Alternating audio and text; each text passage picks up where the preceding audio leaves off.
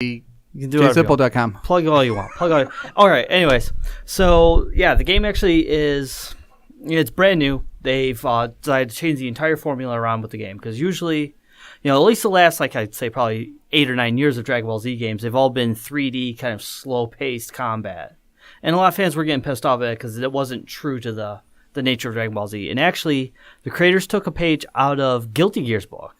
And Guilty Gear is actually another Japanese fighting franchise. It's actually a 2D fighter. They don't do anything 3D, and they're actually very fast-paced combo. And actually, it's got a very huge following. But I digress. The story actually to Dragon Ball Z FighterZ is that you actually are playing as the spirit who takes over Goku's body, and it's really freaking weird. But basically, all of the Z fighters have had all of their powers blocked.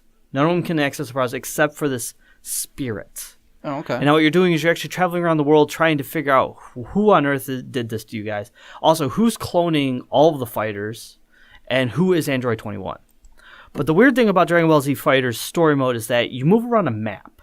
There's no actual cutscenes or no dialogue during the story mode. What actually happens is after you complete the boss of the map, you go into a quick cutscene, which to me feels kind of really bad. I don't like. They gave them a really crappy looking 3D model when they could have just went for the anime versions themselves. Mm-hmm. Also, they decided to add in an RPG element. I go, oh man, I'm good. All right. Okay. And in order for you to pass through the actual dialogue, you have to keep constantly pressing a button to move the content like in an RPG. And I hate to no end. But what I'm definitely going to say is the strong points of Dragon Ball FighterZ is the fact that gameplay has been tuned to the point where they actually have casual and hardcore players can get into this game really well.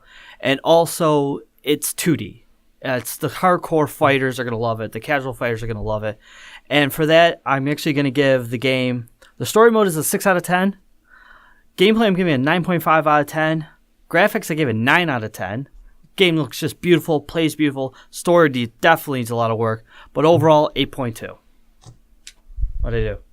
2 minutes and 15 seconds. Not bad. Give or take. Not bad. First review. I mean, technically, it was still 2 minutes. Right, but we can still talk about it, right? Yeah, we can still talk about it now. I mean, now we could just say here. But the one thing that... It's got a weird online mode to it, too.